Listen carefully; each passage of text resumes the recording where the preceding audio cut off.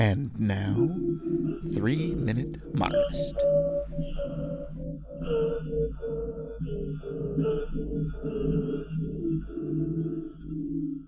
When did you first encounter the work of Namjoon Paik? Well, as I said, my beginning as a curator, or as of my career as a curator, was really through let's say an opportunity to curate an exhibition as part of a festival in Berlin, and before that, I had grappled with maybe becoming an artist, a video artist, and I'd always been fascinated by film and so on. So it was Namjoon Paik in the 80s was everywhere. And if you had any interest in electronic art whatsoever, he was your main point of reference. But then my first time I actually met Namjoon Paik was in 1993 at the Venice Biennial.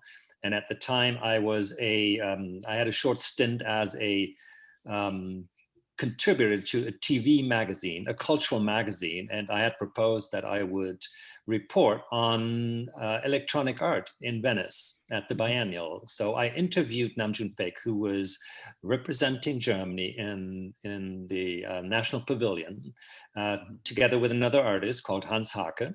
And and I could barely understand this guy. He had such a funny way of talking that I actually had to get back to the studio and listen to the tapes again to really understand what he said.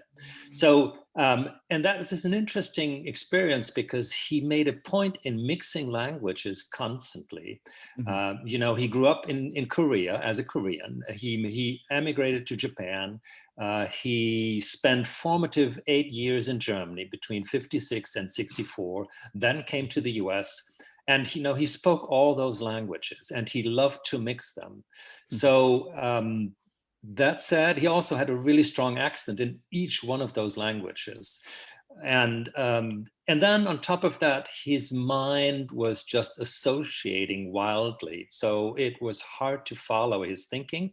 But once you actually have that experience of reading what he wrote, listening, and possibly with subtitles, see his comments, it is a very expansive and super interesting way of connecting the most diverse things between Eastern cultures and Western cultures.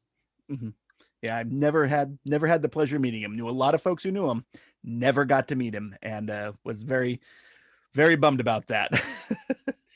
Well, Oh, I can tell you a second short anecdote. 2 years okay. later, I met him as part of a conference on the conservation of video. Mhm. Videotape, magnetic tape was obsolescent even in the 90s and was in danger of disappearing, and everybody was worried, and specifically museums who are in the business of preserving works, as we can imagine. So in this conference, the concerns were raised, and Namjoon was present, and he was asked, "Well, don't you worry about your legacy, about what happens to your work when you're dead?" To which he replied, "When I'm dead, I couldn't care less." So, so that kind of humor is such a fresh air, a fresh moment, a fresh take on things, to Mhm. not take everything so seriously.